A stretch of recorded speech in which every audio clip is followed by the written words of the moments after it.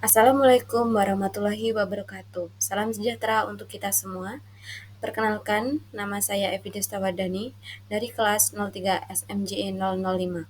Dalam kesempatan kali ini, saya akan memenuhi tugas remedial ekonomi makro dari Bu dosen Veritia. Di sini saya akan menjelaskan tentang kebijakan pemerintah. Setiap negara akan dihadapkan pada tantangan ekonomi makro jangka pendek dan jangka panjang. Dalam jangka pendek, pemerintah harus mengatasi masalah stabilisasi seperti inflasi, pengangguran, dan neraca pembayaran. Dalam jangka panjang, pemerintah harus mengelola pertumbuhan ekonomi, populasi, dan investasi. Kebijakan fiskal dan moneter merupakan dua alat utama pemerintah untuk mengatasi tantangan ini. Selanjutnya ada kebijakan fiskal. Kebijakan fiskal adalah kebijakan pemerintah yang dilakukan melalui manipulasi instrumen fiskal seperti pengeluaran pemerintah dan pajak untuk mempengaruhi tingkat permintaan agregat dalam perekonomian. Tujuan utama kebijakan fiskal adalah menstabilkan ekonomi makro, mendorong pertumbuhan ekonomi, menurunkan inflasi, dan mengurangi pengangguran. Kebijakan fiskal dapat bersifat ekspansif, yaitu menambah pengeluaran pemerintah atau menurunkan pajak, atau kontraktif, yaitu mengurangi pengeluaran pemerintah atau menaikkan pajak. Dilanjutkan dengan kurva IS dan efektivitas kebijakan fiskal.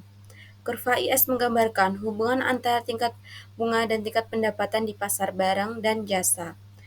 Kurva IS bergeser akibat perubahan kebijakan fiskal.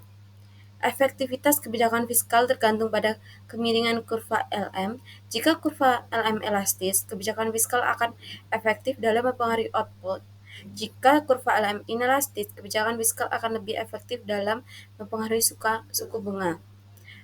Contoh kebijakan fiskal ekspansif akan menggeser kurva IS ke kanan, meningkatkan output dan suku bunga.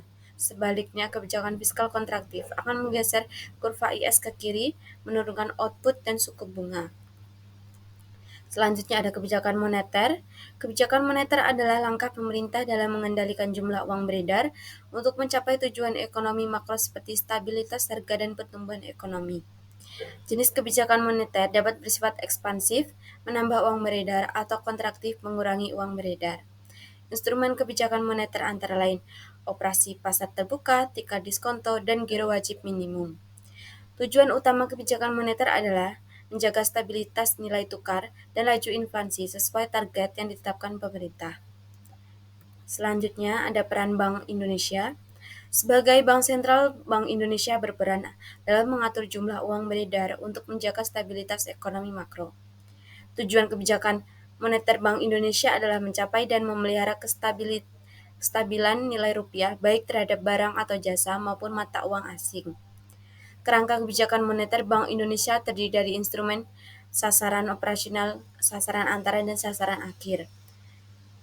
Instrumen kebijakan Bank Indonesia menggunakan instrumen seperti operasi pasar terbuka, tingkat diskonto, dan giro wajib minimum untuk mencapai sasaran moneter. Selanjutnya ada kebijakan fiskal ekspansif.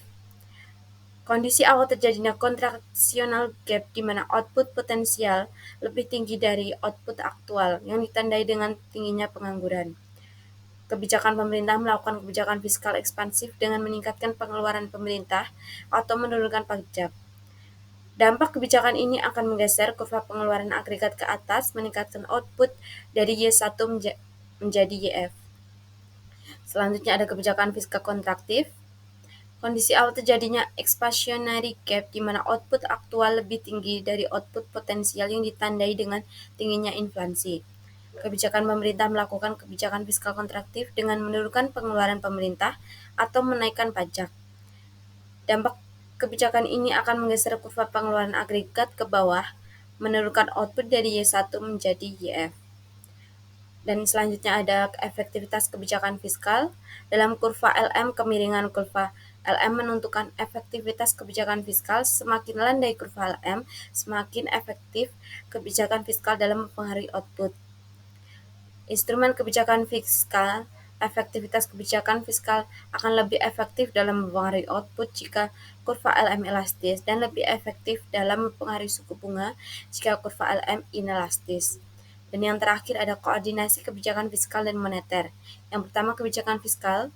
Kebijakan pemerintah melalui manipulasi pengeluaran dan pajak untuk mempengaruhi permintaan agregat. Yang kedua kebijakan moneter. yaitu kebijakan bank sentral dalam mengatur jumlah uang beredar untuk mencapai stabilitas ekonomi makro. Dan yang terakhir, koordinasi. Kebijakan fiskal dan moneter harus dikoordinasi untuk mencapai tujuan ekonomi makro secara efektif. Sekian presentasi dari saya. Kurang lebihnya mohon maaf. Wassalamualaikum warahmatullahi wabarakatuh. Terima kasih.